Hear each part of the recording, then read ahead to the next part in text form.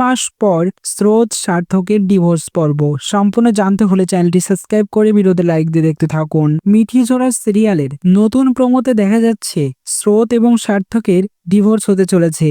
আর এটা সত্যি, স্রোত সার্থক একে অপরকে প্রচন্ড পরিমাণের ভালোবাসে, কিন্তু নিজের ইগোর কারণে কেউ কাউকে স্বীকার করে না যে স্রোত আমি তোমাকে ভালোবাসি, বা এদিকে সার্থক আমি তোমাকে ভালোবাসি।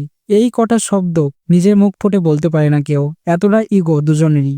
সার্থক চাই স্রোতকে দিয়ে স্বীকার করাতে যে সে তাকে ভালোবাসে, কিন্তু এইদিকে স্রোতও চাই যে সার্থক তাকে বলুক সে তাকে ভালোবাসে, কিন্তু ওই যে নিজেদের ইগোর কাছে হেরে যাচ্ছে তাদের ভালোবাসা। সার্থক স্রোতকে আরো কষ্ট দেওয়ার জন্য তাকে বলছে ডিভোর্স দিয়ে দেবে, যাতে সে মুখ ফুটে বলে সার্থক আমি তোমাকে ভালোবাসি, কিন্তু না, সেটা হচ্ছে না।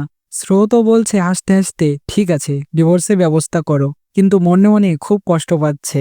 এরকম করে আস্তে আস্তে ডিভোর্সের দিন এগিয়ে এসেছে। সত্যি করেই পেপারস রেডি করেছে। শেষ মুহূর্তে গিয়ে ডিভোর্স পেপারে সাইন করতে গিয়ে স্রোত কেঁদে ফেলে, কাঁদতে কাঁদতে বলে তুমি আমার মনের কথাটা বুঝলে না সার্থক স্যার, আমি যে তোমাকে কতটা ভালোবাসি সেটা জানো না। তখন সার্থকও হাসতে হাসতে বলে এই সবটাই আমার অভিনয় ছিল, আমি দেখতে চাইছিলাম তোমার মুখ থেকে স্বীকার করাতে পারি কিনা যে তুমি আমাকে ভালোবাসো, আমিও তোমাকে খুব ভালোবাসি স্রোত। তখন স্রোত কাঁদতে কাঁদতে সার্থককে মারে আর বলে যে কেন কেন আমাকে এতটা কষ্ট দিলে তাহলে। তখন সার্থক স্রোতকে জড়িয়ে ধরে সান্ত্বনা দেয় আর বলে চুপ করো। এইভাবেই সুন্দরভাবে মহামিলন হবে স্রোত সার্থকের।